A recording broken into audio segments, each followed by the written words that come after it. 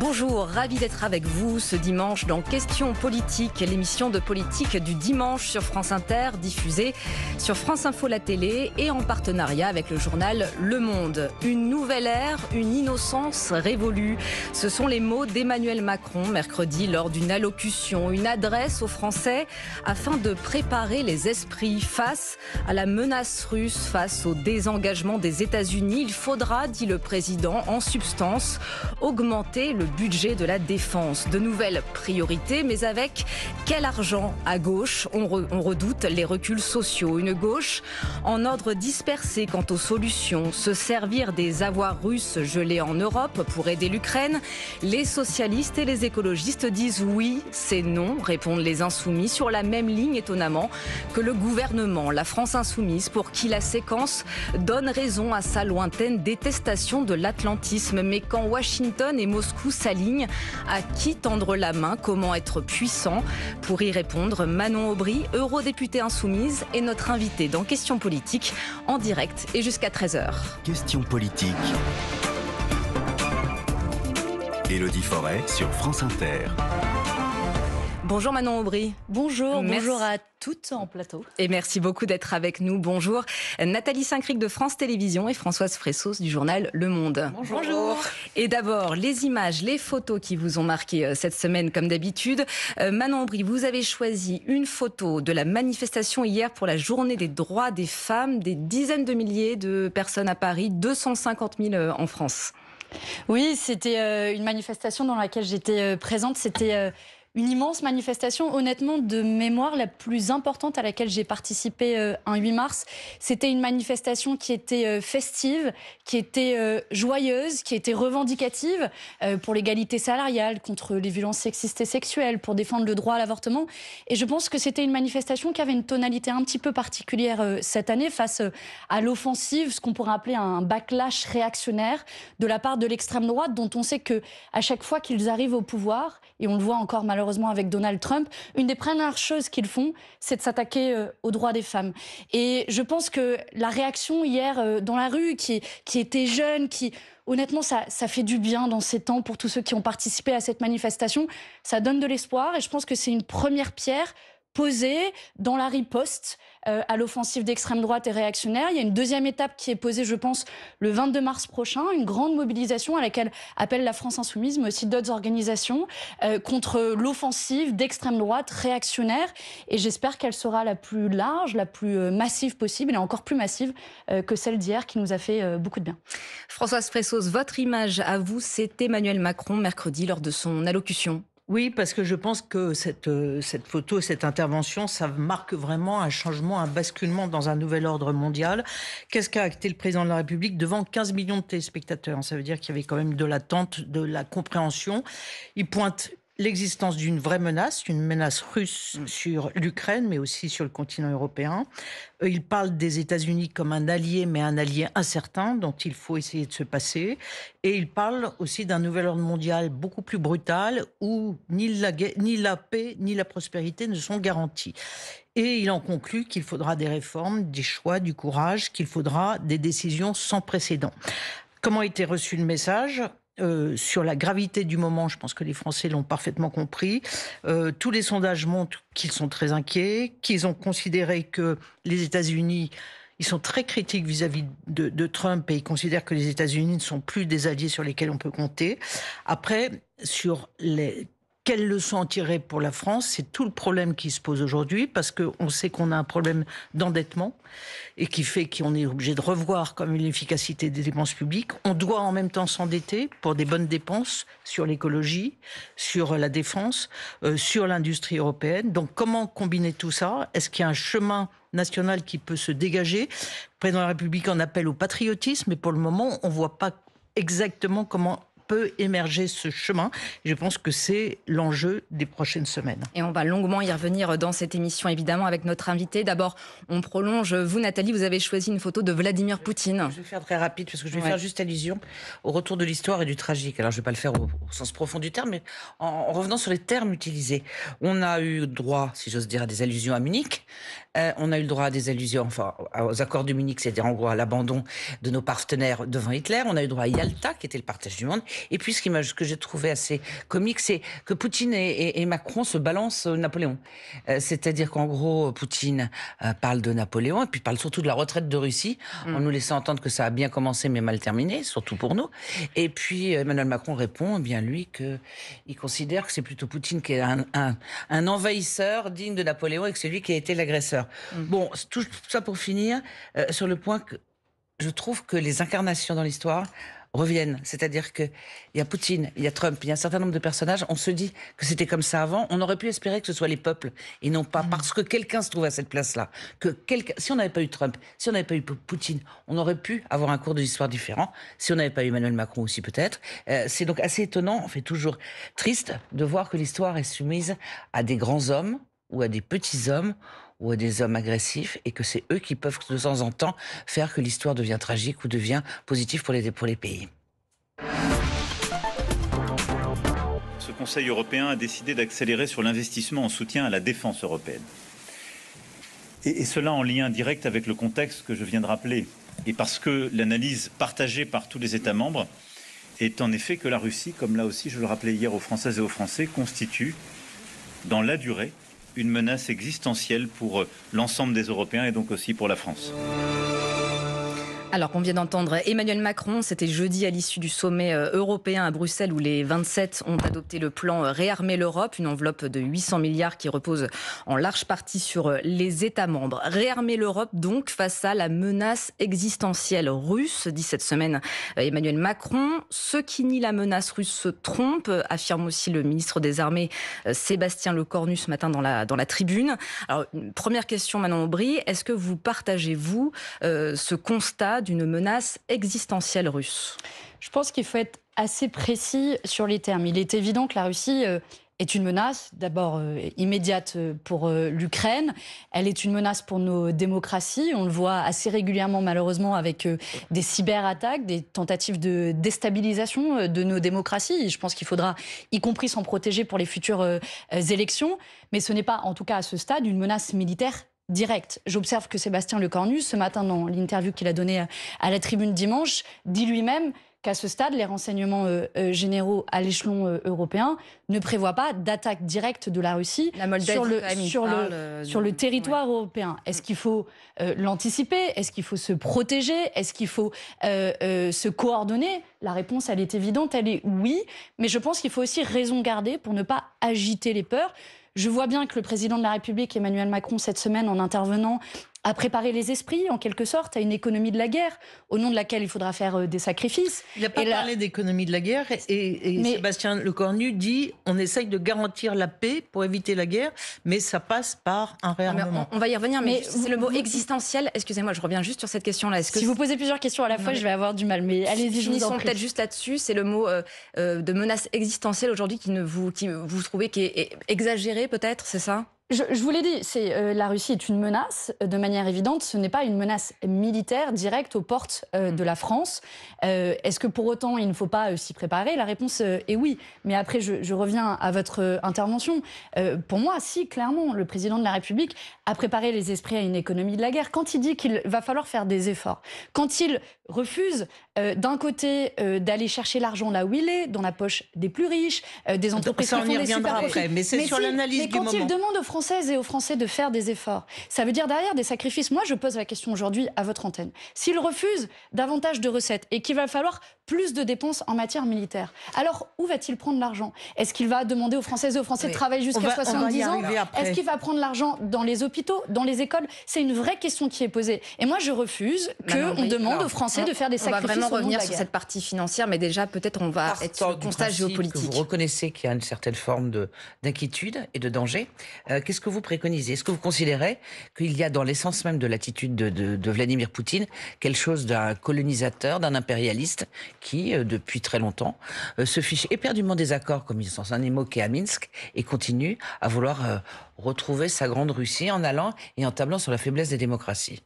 Oui, il est évident que Vladimir Poutine incarne un projet impérialiste, mais je pense que d'une certaine manière, il a déjà un petit peu échoué. Il a échoué parce qu'il n'a pas réussi à prendre le contrôle de Kiev en quelques semaines comme il l'espérait.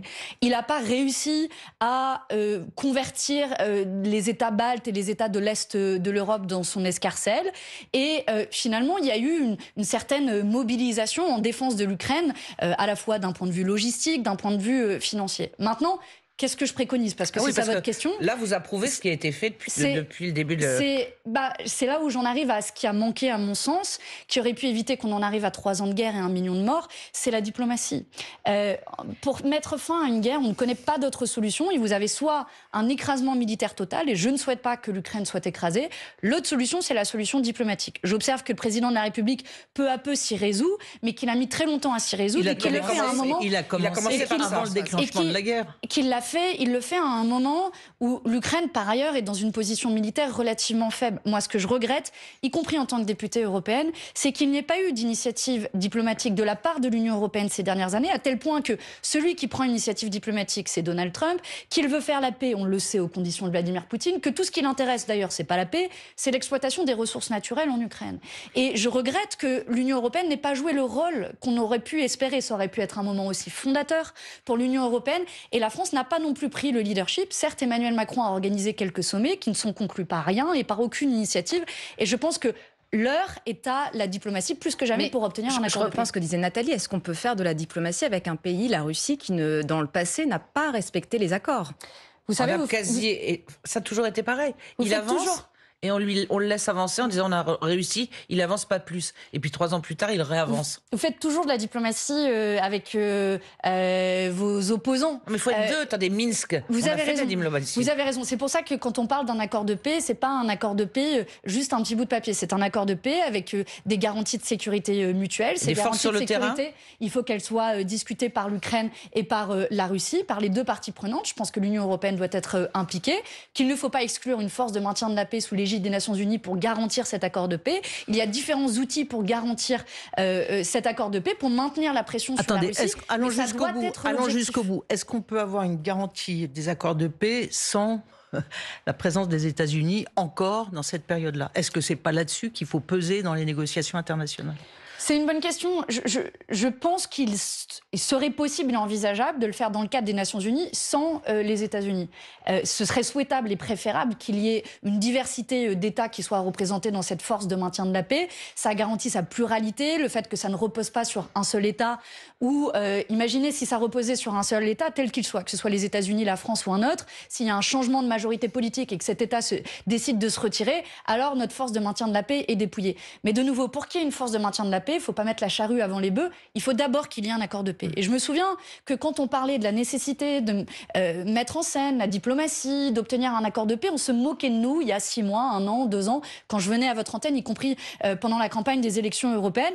Malheureusement, la suite des événements nous a donné raison. J'aime pas dire comme ça, parce que la question, c'est pas qui a raison, qui a tort. La question, c'est comment on arrive à un accord de paix le plus rapidement possible pour les Ukrainiens, pour l'Europe, pour la suite de l'ordre international, parce que de ce point de vue-là, je suis pas en désaccord avec Emmanuel Macron quand il parle d'une nouvelle ère dans laquelle on a les États-Unis et la Russie qui sont parmi les 2 grandes puissances internationales qui mettent à terre le droit international. Et quand vous voyez ce rapprochement justement entre États-Unis et Russie, est-ce que ça ébranle pas votre grille d'analyse qui avait toujours considéré qu'au fond le méchant c'était les États-Unis et qu'il y avait peut-être un bon qui était à se rapprocher, c'était la Russie? Comment est-ce que vous ajustez votre vision à ça? Quand Washington et Moscou s'alignent, comment vous m'écoutez considérez un petit peu, je n'ai jamais, et mes amis n'ont jamais dit qu'il y avait des gentils, des méchants, que Vladimir Poutine était le gentil. Je veux dire, nous, on s'est toujours mobilisés auprès des opposants de Vladimir Poutine. On les a accueillis dans nos meetings. Je me souviens que Jean-Luc Mélenchon avait déjà dit en 2012 que Vladimir Poutine était avait de la graine de dictateur. Donc, nous ne sommes ni les amis de Vladimir Poutine, ni les amis de Donald Trump. C'est pour ça que nous avons toujours défendu une diplomatie non alignée. Et que nous avons toujours dit que le rôle, la responsabilité de la France, c'était de défendre une voie indépendante en matière diplomatique, en matière d'industrie, industrie militaire, mais bien au-delà, on en parlera peut-être après, comment la France construit les conditions de son indépendance. La France ou l'Europe? Parce que on doit penser probablement que face à la taille des États-Unis, la taille de la Russie, on ne peut pas être tout seul. Donc ça devrait, et pour vous qui êtes députée européenne, être la chance ou jamais de construire quelque chose.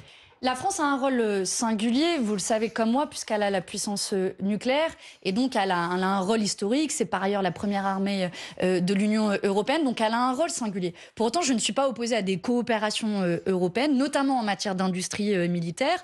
J'y pense parce que une des entreprises dont je voulais vous parler, des entreprises Arkema et Vencorex, qui sont deux entreprises dans la banlieue de Grenoble, sont des entreprises qui produisent notamment du matériel qui sert à du carburant pour le militaire et notamment pour le nucléaire, les armes nucléaires. Ces entreprises sont en train d'être abandonnées, notamment par l'État français. Voilà une des manières de réindustrialiser. On peut avoir aussi des coopérations européennes autour de ces entreprises. Voilà une des manières de travailler en tant qu'Européens.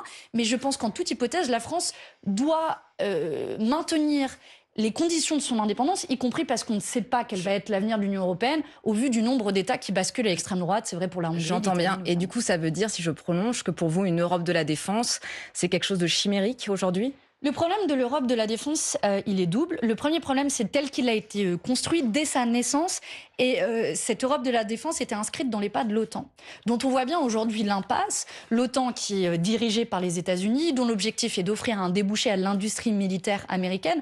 On a quand même, tenez-vous bien, 55% des dépenses militaires européennes qui servent à acheter des outils militaires américain. Oui, mais là, c'est les questions d'essayer de changer, se débarrasser. Mais le problème, c'est que ce taux est en augmentation. Il a augmenté de 20 points sur la période des 5 dernières années. Donc vous voyez que nous sommes en train de reculer. Et précisément pour garantir notre indépendance, vous avez raison, il faut s'extirper du joug de l'OTAN. Et ce n'est pas l'objectif de l'Europe de la défense telle qu'elle nous est présentée. Aujourd'hui, peut-être que ça peut évoluer. Mais absolument pas, je peux vous le dire, y compris en tant que députée européenne. On va discuter la semaine prochaine au Parlement européen d'un ce qu'on appelle un white paper, un papier blanc sur l'avenir de la défense européenne. Et il n'y a aucune leçon qui est tirée. Et je le regrette parce que vous avez raison, ça pourrait être le moment de réorienter. L'Allemagne a l'air de changer son attitude sur plein d'éléments d'ailleurs, notamment en considérant, alors que c'était des gros, qui faisaient beaucoup de commerce avec les États-Unis, qu'il fallait favoriser les entreprises d'armement. Il y a encore un petit problème du côté de Madame Meloni et certains États, mais il y a quand même une prise de conscience. C'est peut-être maintenant que ça se passe. Là aussi, vous avez raison sur le fait que c'est maintenant que ça se passe, mais là aussi, il y a les paroles et il y a les actes. Et malheureusement, ce que j'observe sur la scène européenne, pour le voir au quotidien au Parlement européen, c'est qu'on continue à dire que les États-Unis sont notre meilleur allié, qu'il faut construire une Europe de la défense avec ce qu'on appelle une interopérationnalité entre, d'un côté, les États-Unis et de l'autre, l'armement européen, alors qu'il faut, je pense, construire les conditions de notre indépendance. Et malheureusement, ce n'est pas du tout la direction qui est prise. Et la deuxième difficulté sur le sujet, c'est qui dit défense européenne commune, dit politique européenne commune en matière d'affaires étrangères. Et on le voit sur le terrain ukrainien comme sur beaucoup d'autres terrains, l'Union européenne a du mal de parler d'une même voix. Je me souviens au début du conflit et après les attaques du 7 octobre et les massacres commis par le gouvernement israélien, vous aviez un tiers des États européens qui étaient pour un cessez-le-feu, un tiers qui était contre, un tiers qui était pour l'abstention. Donc on voit toute la difficulté, ce qui ne veut pas dire qu'il ne faut pas coopérer, mais la France a un rôle assez singulier. Très concrètement, est-ce que vous êtes contre le plan Réarme Europe qui a été annoncé mardi ?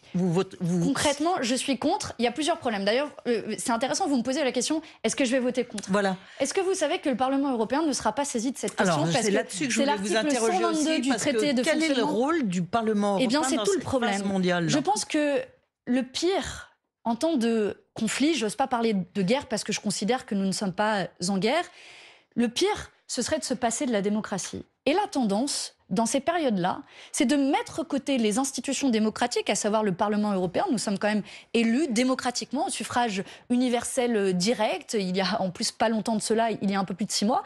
Et on a la Commission européenne qui fait ses plans de son côté, qui passe en force. C'est d'ailleurs pas la première fois qu'elle le fait. Approuvé par le Conseil européen, lequel est l'émanation des peuples. Pourquoi on a mis en place des institutions européennes si on, dans ce cas-là, autant mettre le Parlement européen à la poubelle et moi, je fais autre chose de ma vie et de mon quotidien.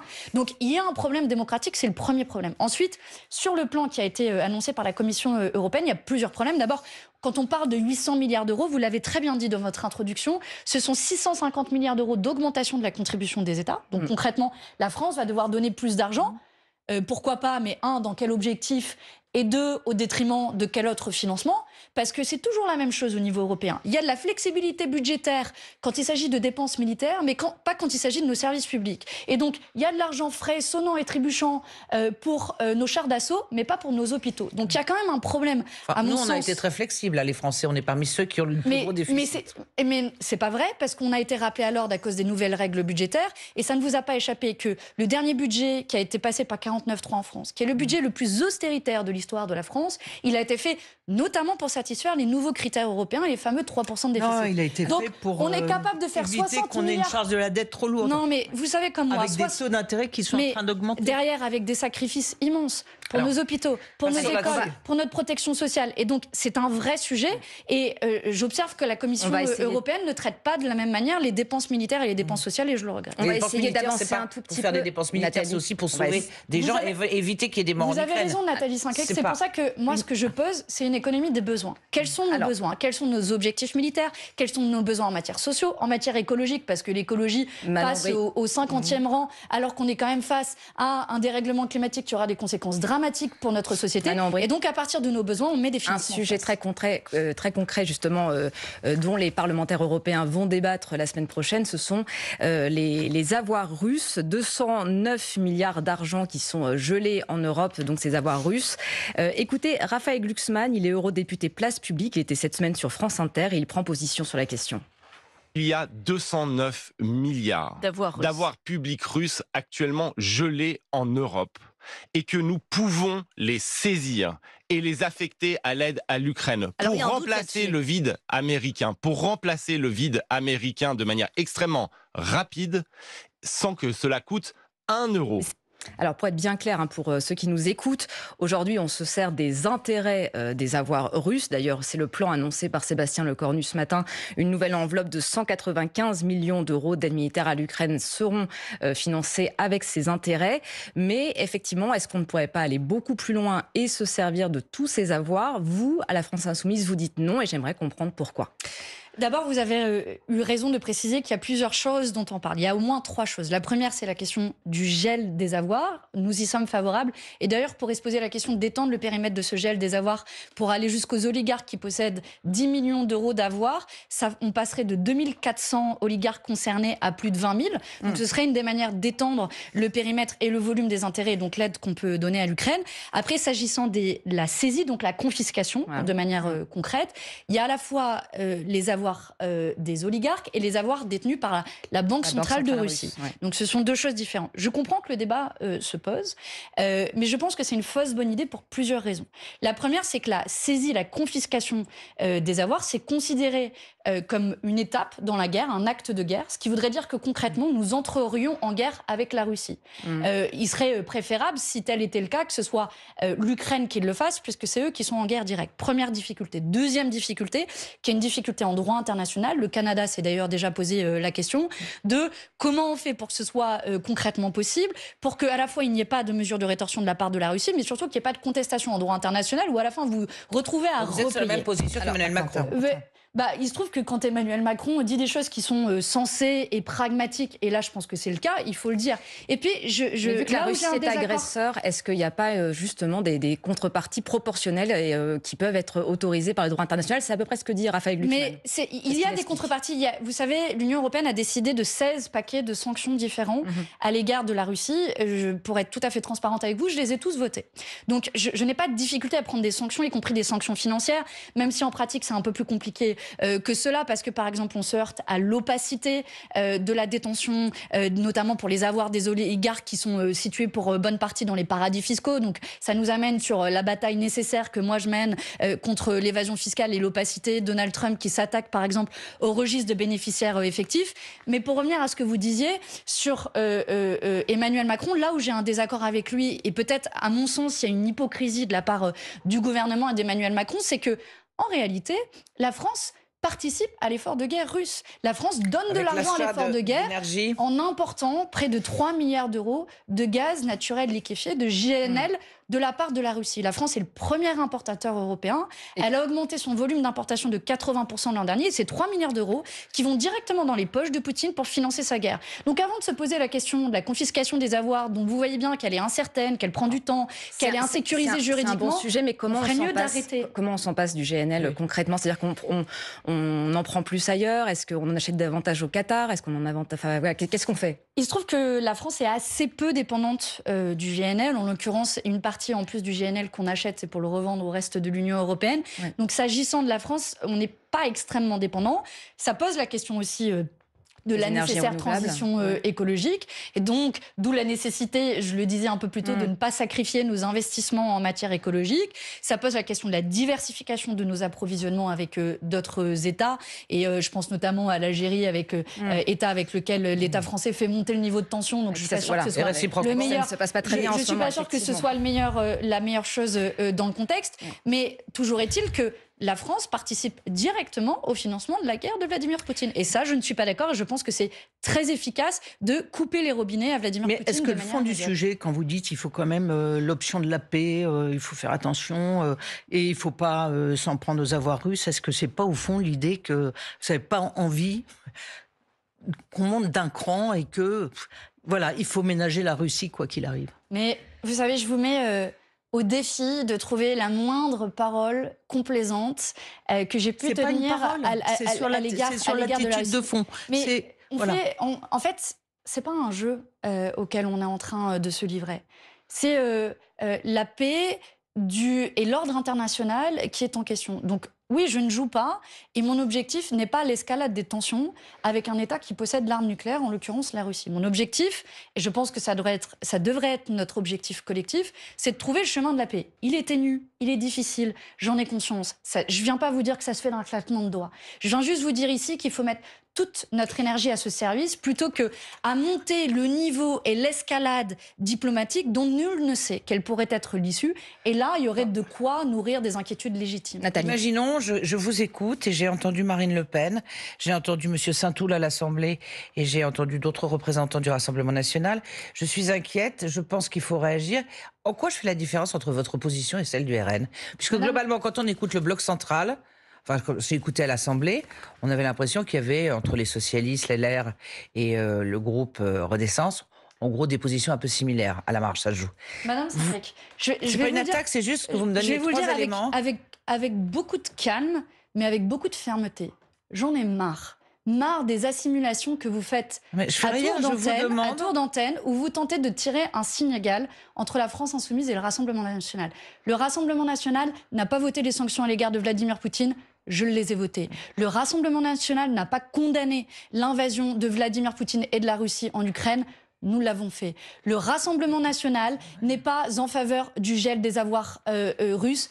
Nous sommes en faveur. Je vous continue la liste parce qu'elle va être longue. Le Rassemblement national se finance auprès d'une banque russe pour financer sa campagne. Qu'ils peuvent pas se financer. Ce n'est pas notre cas. Je peux vous continuer cette liste de manière extrêmement longue. Vous savez comme moi que le Rassemblement national a entretenu des liens ténus avec la Russie de Vladimir Poutine à l'heure où nous entretenions des liens ténus avec des opposants à Vladimir Poutine dont nous avons facilité l'évacuation de Russie pour venir en France. Donc je ne vous laisserai pas dire à aucun moment que nous avions un parallèle. Je vous ai demandé d'expliquer clairement dans votre question, pour les Madame gens Saint-Cric, avec tout le respect que j'ai pour vous, vous dites, quand je ferme les yeux, j'entends un parallèle. Je ne vous laisserai pas dire ça. Je ne vous laisserai pas dire ça parce que je pense, et je vous le disais, dans ce moment assez particulier qu'on est en train de vivre, la démocratie est ce qu'on a de plus précieux. Vous avez le droit d'avoir des désaccords avec moi. Tout le monde qui nous écoute a le droit d'avoir des désaccords avec nous, mais vous n'avez pas le droit d'insinuer qu'il y a une forme de paralysie. Moi, j'essaie d'être cohérente, d'être pragmatique, de proposer des solutions de manière concrète pour avancer face à un ordre mondial qui est complètement désarçonné, qui est désarçonnant. Et je pense qu'on le fait avec beaucoup de responsabilité quand nous disons voici les outils à notre disposition, des outils industriels, des outils diplomatique, là où certains se bornent à des vœux pieux, ou alors, voire pire, entretiennent encore aujourd'hui des relations avec Vladimir Poutine. Je voudrais qu'on arrive sur le débat qui va avoir lieu en France. Sébastien Lecornu dit qu'il faut doubler le budget actuel de l'année qui s'élève déjà à 50 milliards d'euros, donc pour arriver à un budget d'environ 100 milliards d'euros. Qu'est-ce que vous pensez des différentes pistes? Pour l'instant, effectivement, vous disiez, François, tout à l'heure, on n'arrive pas totalement à comprendre comment on va arriver à ce budget-là, mais il y a quelques pistes évoquées, un grand emprunt, un livret d'épargne. Qu'est-ce que vous en pensez? Est-ce qu'il y a des bonnes pistes dans tout ça? Le premier enjeu, d'abord, c'est de quoi avons-nous besoin? Parce que pourquoi pas une augmentation des dépenses militaires si ça correspond à un besoin. Mais aujourd'hui, ils ne nous disent pas concrètement quel est l'objectif. Emmanuel Macron, Sébastien Lecornu propose de voir les parlementaires la semaine prochaine. Est-ce que vous irez à ces réunions pour leur dire voilà où on en est, voilà de quoi on a besoin et ouvrir les discussions? Vous y allez, vous, ou pas? J'ai pas encore échangé avec ma collègue Mathilde Panot, présidente de groupe à l'Assemblée nationale, mais il n'y a pas de raison qu'on n'y aille pas. Nous y sommes allés la dernière fois que le président de la République a convoqué les chefs de parti sur la question ukrainienne. Et d'ailleurs, nous irons en apportant des solutions, des propositions concrètes, y compris pour revenir à votre question sur le financement. Pardon d'insister là-dessus, mais quand Emmanuel Macron dit lui-même qu'il n'augmentera pas les impôts des plus riches et des entreprises multinationales, et de l'autre côté qu'il dit qu'il faudra faire des réformes structurelles, je le cite exactement, pour financer cet effort de guerre. On va venir là-dessus, mais pour avoir la discussion de fond que vous voulez, là il est question de passer de 50 à 100 milliards d'euros le budget par an, le budget de la défense. Est-ce que vous contestez qu'il faille une augmentation de cet ordre, ou vous estimez que, notamment parce que vous prenez une défense nationale, vous pensez que c'est justifié d'augmenter le budget comme ça? Voilà, déjà première question. Je vous redis que moi je suis sceptique sur les effets d'annonce qui consistent à annoncer un chiffre pour un chiffre. Le budget de la défense, Emmanuel Macron il a d'ailleurs rappelé cette semaine, a déjà doublé en l'espace de 10 ans. Vous aviez voté contre d'ailleurs. On a voté contre la loi de programmation militaire, c'est pas juste le budget, c'est un peu plus compliqué que ça. Se posait notamment la question industrielle, et malheureusement l'avenir nous a donné raison, et j'évoquais tout à l'heure la désindustrialisation de notre industrie militaire française. Donc, je reviens aux fondamentaux.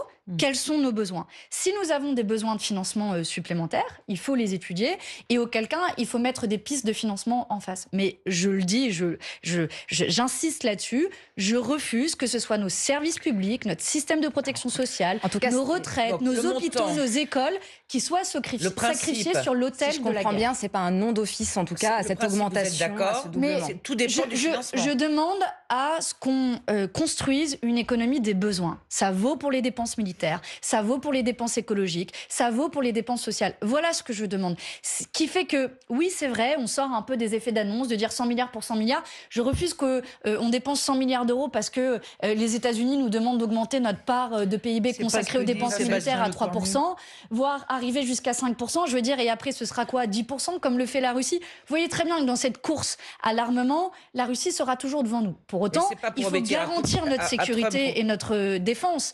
Mais il faut répondre à nos besoins de manière concrète. Combien est-ce qu'il faut un porte-avions supplémentaire? Est-ce qu'il faut augmenter? Aujourd'hui, on a 200 000 personnes dans notre armée. Est-ce qu'il faut augmenter? Vous voyez, c'est des questions concrètes sur lesquelles nous n'avons pas encore à ce stade de réponse du gouvernement. On va voir s'ils en apportent avec la réunion de cette semaine. Et nous disons en toute hypothèse qu'il ne faudra pas sacrifier nos dépenses publiques, nos services publics, parce que franchement, allez voir comment ça se passe dans nos hôpitaux. François Bayrou a plutôt dit pour l'instant qu'on ne toucherait pas au modèle social.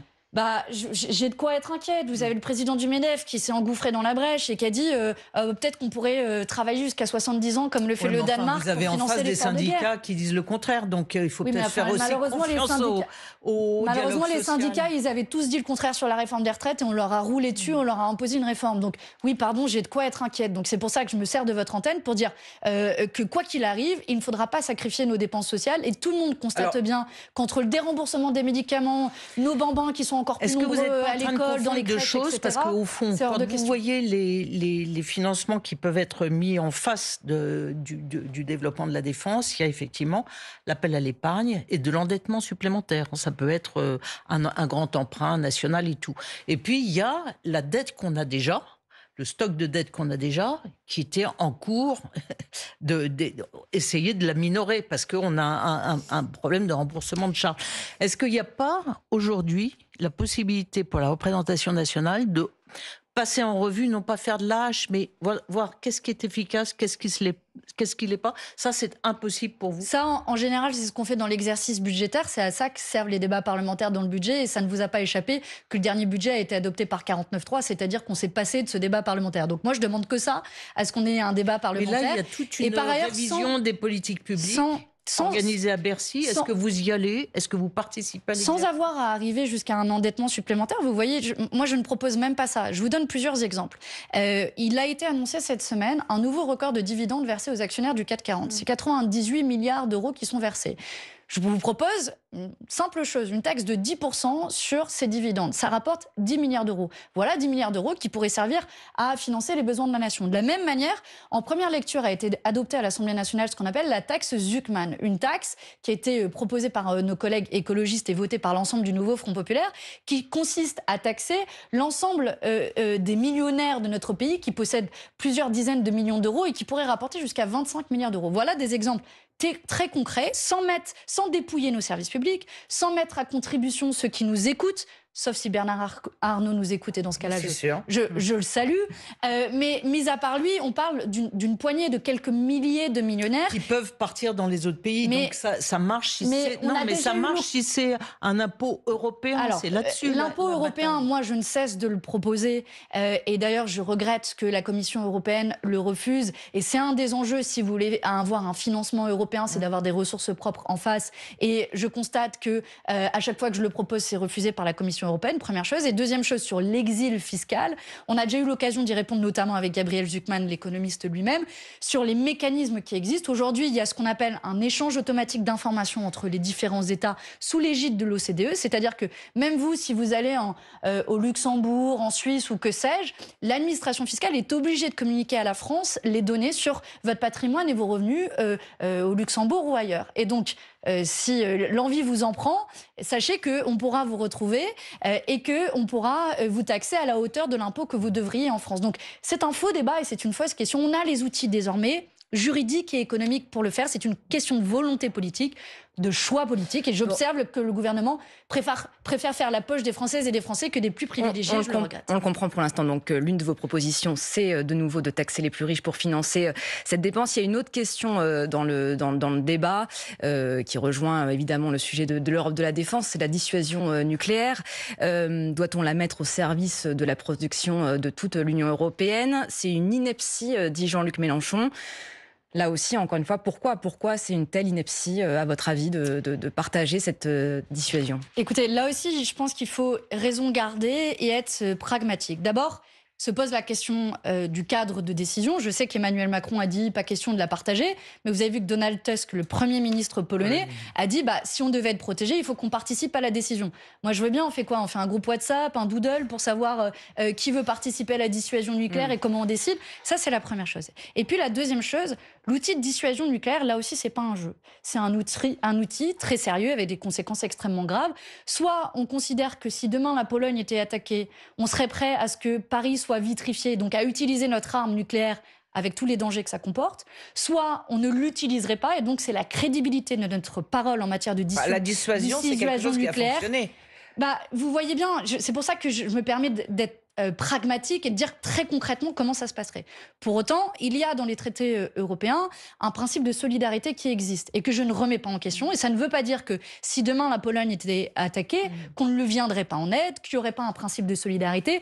De là à utiliser la dissuasion nucléaire, ça comporte les risques que je viens d'évoquer et qui, je pense, ne sont pas responsables. Là aussi, quand on parle de comment on retrouve le chemin de la paix, quand on parle de dépenses militaires, quand on parle de stratégie de maintien de la paix, je pense qu'il faut être responsable et raisonnable, et c'est ce que j'essaie de faire en étant très pragmatique à votre antenne. Mais c'est vrai que vous partagez les bancs européens avec des pays qui, eux, se retrouvent un peu démunis, notamment à cause du désengagement américain. Donc on leur dit quoi ? On leur dit qu'il faut un principe de solidarité, on leur dit qu'il faut une coopération en matière d'industrie militaire. Vous savez, dans mon groupe au Parlement européen, je préside le groupe de la gauche. J'ai des collègues finlandais qui partagent 1000 km de frontières communes avec la Russie. Évidemment que mes collègues finlandais, quand on échange au sein du groupe, ils nous disent que la situation est très différente pour nous que pour la France, qui est de l'autre côté de l'Union européenne. Et ils nous disent qu'ils ont le sentiment d'avoir été abandonnés, de n'avoir aucune autre alternative que l'OTAN. Et c'est là toute la difficulté. C'est là où l'Union européenne, à mon sens, a péché de ne pas avoir proposé une alternative indépendante de l'OTAN pour des États comme la France. Si on la propose justement, il faut bien qu'elle soit constituée de quelque chose. Vous avez vu l'inquiétude des pays qui rétablissent une forme de service militaire.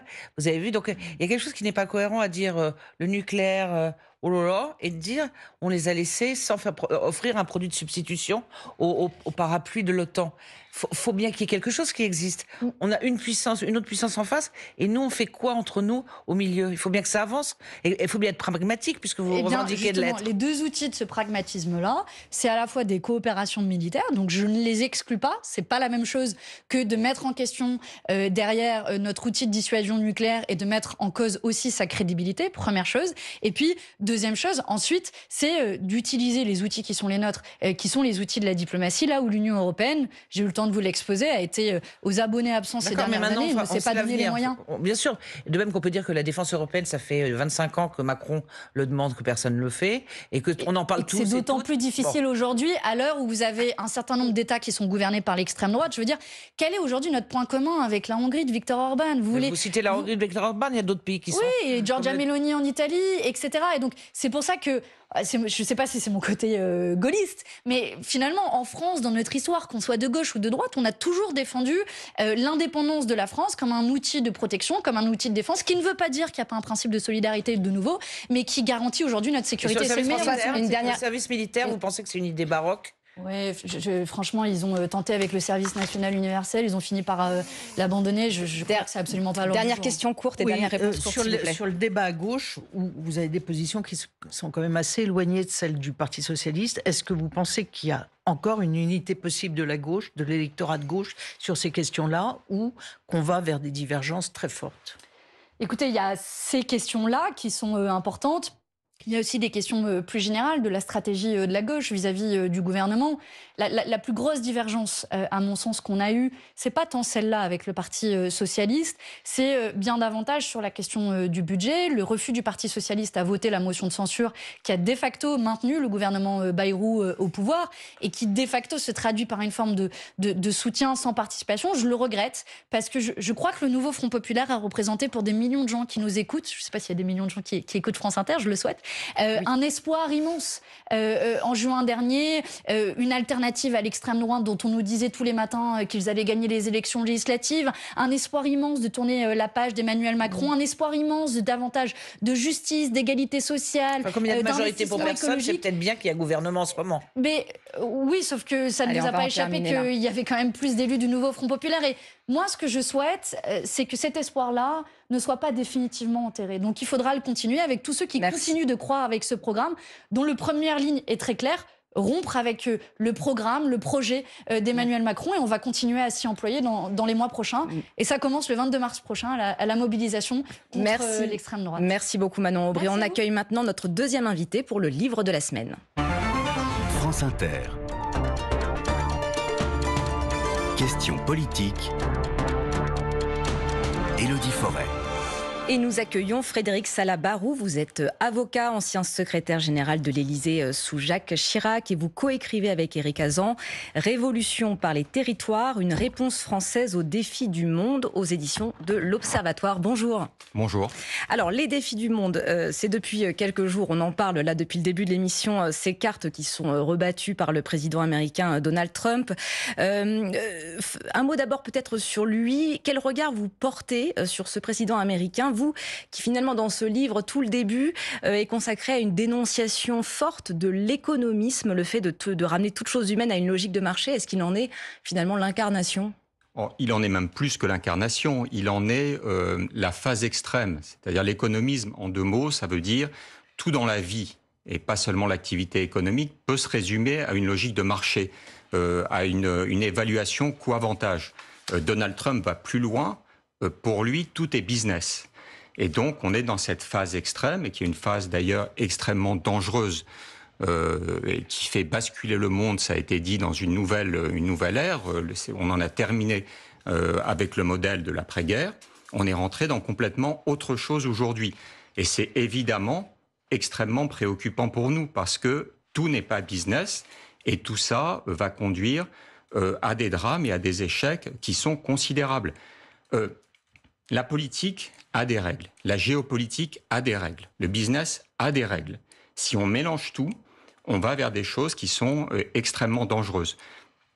J'aimerais bien, pour l'illustrer, prendre un exemple qui est un peu loin des questions très intéressantes qui ont été abordées. Donald Trump a lancé Stargate dans l'intelligence artificielle. Il faut voir la conférence de presse de lancement.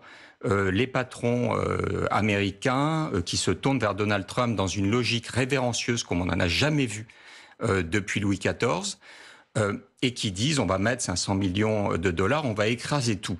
Au même moment, il y a une interview dans la presse chinoise du patron de DeepSeek, qui est le concurrent en intelligence artificielle, et qui dit des choses qui montrent que le monde est beaucoup plus complexe que ça, et que ça ne va pas se passer comme ça. Il explique pourquoi le modèle chinois, de DeepSeek en tout cas, est capable de faire aussi bien, et le fera peut-être mieux d'ailleurs avec des phrases très politiques quand il dit il faut être, et on devrait tous penser ça, extraordinairement ambitieux et extraordinairement sincère. Donc ces deux images sont très très fortes. Le monde est beaucoup plus complexe que Trump ne le pense. Et au fond, quelque part, le modèle Trump-Musk est voué à l'échec pour les mêmes raisons que lors de l'offensive et de la guerre en Irak. Les Américains se sont trompés et ont été à l'échec. La politique, ça n'est pas du business. Alors justement, vous, dans votre livre, vous esquissez finalement des solutions pour sortir de ce constat-là. Et vous brandissez la décentralisation comme solution à ces défis finalement. Est-ce que ça peut paraître un peu comme ça, à première vue, un peu idéaliste? Pourquoi, selon vous, ça ne l'est pas? D'abord, l'idéalisme, c'est quelque chose d'important et d'essentiel en politique. C'est la base de tout, à mon sens. Alors après, c'est pas de la décentralisation. Il y a deux questions.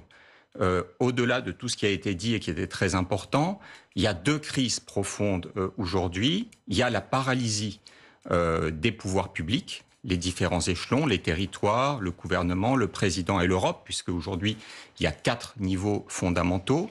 Et il y a la crise morale. C'est ce que le général de Gaulle appelait le malaise des âmes. La perte de sens? Oui, et donc la question, on dit les territoires. Et les territoires français, c'est essentiel en France. Tous les pays ont des territoires, la France a des terroirs. Donc c'est quelque chose d'identitaire et de fort. À partir de là, on peut reconstruire. Par exemple, sur l'équilibre des pouvoirs. Aujourd'hui, c'est paralysé parce que tous les niveaux font ce que font les autres niveaux et ne font pas ce qu'on attend d'eux. Il y a une superposition, vous écrivez. Oui, c'est plus que ça. C'est-à-dire qu'on peut aujourd'hui réfléchir autrement.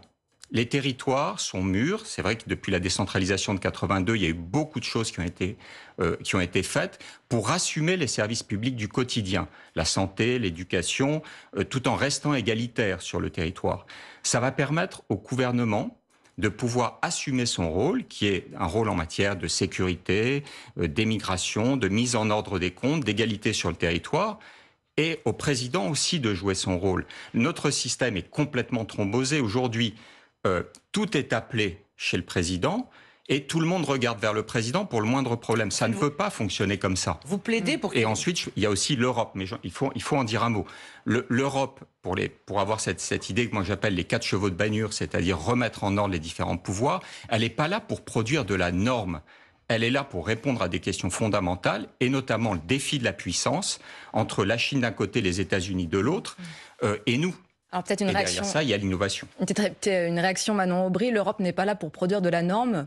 Vous n'êtes peut-être pas d'accord avec ça, j'imagine. Oui, évidemment, ça dépend de quelle norme on parle. Mais ce qui est intéressant dans ce que vous dites, c'est finalement quelle place de l'Union européenne au milieu des deux grandes puissances, 3 grandes puissances, la Russie, les États-Unis, la Chine.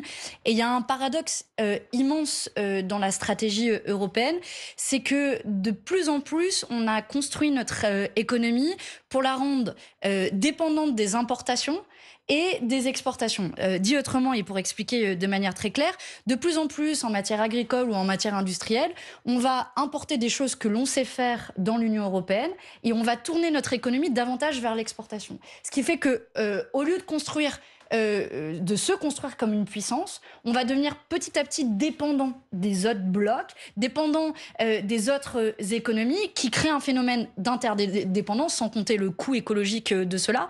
Et moi, c'est ce paradoxe-là auquel j'essaie de m'attaquer au niveau européen, notamment en sortant du modèle du tout libre-échange, parce qu'il y en a à tour de bras des accords de libre-échange avec le Mercosur, avec le Mexique, etc., pour importer des choses qu'on sait produire ici. Et je pense que c'est les conditions de la construction d'une puissance européenne. Il y a même, je crois qu'il faut aller plus loin. Il y a aussi un défi qu'on a devant nous. Quand on regarde la place de l'Europe par rapport à la place des États-Unis ou de la Chine, en 2000, c'était pas il y a si longtemps, on était à peu près au même niveau que les Américains. On a décroché de 40%. La Chine nous a rattrapés. Pourquoi ? Parce qu'on a raté le virage de la première révolution technologique. C'est juste toute la différence. Et le rapport Draghi, qui est un rapport essentiel, le montre bien. Aujourd'hui, il y a quelque chose qui arrive comme une vague beaucoup plus rapide et beaucoup plus puissante, qui est celle de l'intelligence artificielle. On ne peut pas rater cette vague-là, sinon qu'est-ce qui va se passer ? On a déjà eu le laminage des classes moyennes industrielles, pour les raisons que vous indiquez, lors de la première révolution technologique et les années 2000 avec la globalisation. Si aujourd'hui, on laisse faire sans agir la révolution de l'intelligence artificielle, il y a deux risques. Le premier risque, c'est que on perd cette vague de croissance et qu'on décroche encore. C'est pour ça qu'on emploie le terme, avec Éric Hazan, de tiers-mondisation de l'Europe et de la France. Et le deuxième risque, c'est l'explosion des inégalités. C'est-à-dire que si aujourd'hui, il y a à peu près, on prévoit 30% d'emplois automatisables grâce à l'intelligence artificielle. Si on ne met pas un effort majeur comme une priorité nationale dans la formation à l'intelligence artificielle, c'est toute l'autre partie des classes moyennes, c'est-à-dire celle des services, qui va être laminée. Et là, c'est pas la peine de vouloir chercher de la cohésion sociale ou autre. On va vers des crises qui sont absolument majeures. C'est pour ça que par rapport au débat qui a eu lieu tout à l'heure sur les dépenses militaires, moi je dis attention, on ne va pas refaire un quoi qu'il en coûte. On a plusieurs priorités. D'abord, il faut aider l'Ukraine, ce qui ne veut pas dire que c'est le tout dépense militaire. Ensuite, il y a un truc qui s'est envolé, c'est la problématique du réchauffement climatique. Et il y a une troisième chose qui est absolument essentielle, c'est comment on répond aux défis technologiques de l'intelligence artificielle. Y compris sur les territoires, pour y revenir. Bien sûr, mais les territoires, c'est aussi autre chose. La technologie, et c'est un des messages, mais là on n'a pas le temps, peut permettre de vivre mieux sans renoncer à ses ambitions dans le territoire. Parce que l'effet de la globalisation, de l'économisme, etc., c'est qu'on vit mal. On a perdu le sens des choses dans les grandes agglomérations. Et quand vous n'êtes pas le premier à dire il faut de la décentralisation. Non, vous n'êtes pas le premier. Je n'emploie pas le terme de décentralisation. C'est pas la décentralisation, mais vous n'êtes pas le premier à dire en fait il faut quand même une clarification de qui fait quoi et d'une simplification. Et en fait, on n'y arrive jamais. Donc, est-ce que vous auriez un mode d'emploi à proposer ? Est-ce que vous pensez que la période est propice à ça ou ça va rester de l'utopie, comme beaucoup de ceux qui ont préconisé ce que vous dites. Mais moi, je ne fais pas partie de ceux qui pensent qu'en politique, on n'arrive jamais. C'est pas vrai. En revanche, on ne peut pas être dans le court terme, c'est pas être l'addition de mesures. Et donc là, c'est un projet, c'est un manifeste, c'est-à-dire pour faire réagir, et c'est un projet. Bien sûr qu'on peut faire bouger les choses. Prenons un exemple très lointain. La Révolution française, en 3 ans, elle est passée d'un système où tout était différent partout à un système où on a unifié le territoire, créé les départements. Donc si on le veut, et il y a plein d'autres sujets. Oui, mais en 58, De Gaulle change tout en prenant 3 décisions. On sort de l'Algérie, on rentre dans l'Europe et on fait l'industrialisation. Nathalie, une question. Qu'est-ce qui vous fait dire ou redouter qu'on ne soit pas à la hauteur et qu'on soit tiers-mondisé ? Je parle notamment de l'intelligence artificielle, dont on avait l'impression qu'on n'était quand même pas des nains dans ce domaine. On a des qualités, on a les ingénieurs et on a des capacités en France. Mais après, il faut l'investissement. Le rapport Draghi, qui est un rapport qu'il faut absolument lire et tous lire, et mettre en œuvre au niveau des responsables politiques. Il explique que si on ne fait pas un effort global en termes d'investissement au plan européen, plus important encore que le plan Marshall, c'est-à-dire 4% du PIB chaque année, 800 milliards d'euros chaque année, on va complètement décrocher. Mais qui est défaillant pour l'instant ? À quel niveau ça se joue ? On est défaillant. Regarde, on a raté la première révolution technologique. Faire des erreurs, c'est une chose. Tout le monde en fait. En refaire, c'est inacceptable, c'est un crime en politique. Et donc, on voit bien la puissance de la vague qui arrive. On n'y répondra pas au simple niveau français. Il faut y répondre avec des investissements massifs. Quand les États-Unis mettent 500 milliards sur la table, nous, il faut qu'on soit à la hauteur des choses. Et le président, sur ce point-là, était dans son rôle au sommet de l'IA. Quand les Chinois aussi surinvestissent et le font avec intelligence, donc il faut qu'on le fasse aussi. Ce qui est passionnant, c'est qu'on a sur la table un rapport Draghi qui pose un diagnostic, qui propose des solutions, qui a une logique européenne. Eh bien, faisons-le. Et attention, c'est un de mes messages, attention, pas encore un quoi qu'il en coûte, qui est très important. Il faut soutenir l'Ukraine. Imaginons un instant ce que les États-Unis sont en train de dire à l'Ukraine. Nous, en mars 14, les Allemands étaient à 80 km de Paris. Est-ce qu'on aurait pu... Enfin, ça nous permet d'imaginer ce qu'on dit à l'Ukraine. Est-ce qu'on aurait pu imaginer à l'époque qu'on nous dise maintenant, on va faire la paix sur cette ligne de front et on va tout arrêter ? Alors, j'aimerais juste terminer l'émission, un petit mot très rapide sur Jean-Louis Debré, chiracien comme vous, qui est décédé cette semaine. Quel souvenir, peut-être vraiment très peu de temps, que vous garderez de lui ?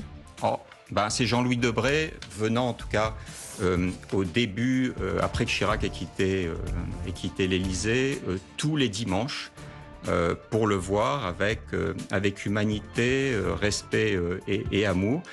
Quand les choses s'arrêtent, parce que dans la vie politique, les choses s'arrêtent, ces choses-là ne s'oublient pas. Vous allez peser dans la campagne électorale 2027, interpeller tous les candidats pour que tout ce que vous préconisez soit... Je pense que le débat d'abord va être passionnant. Oui, je vais évidemment essayer, mais ce que je veux dire, c'est qu'avant 2027, il y a 2025 et 2026.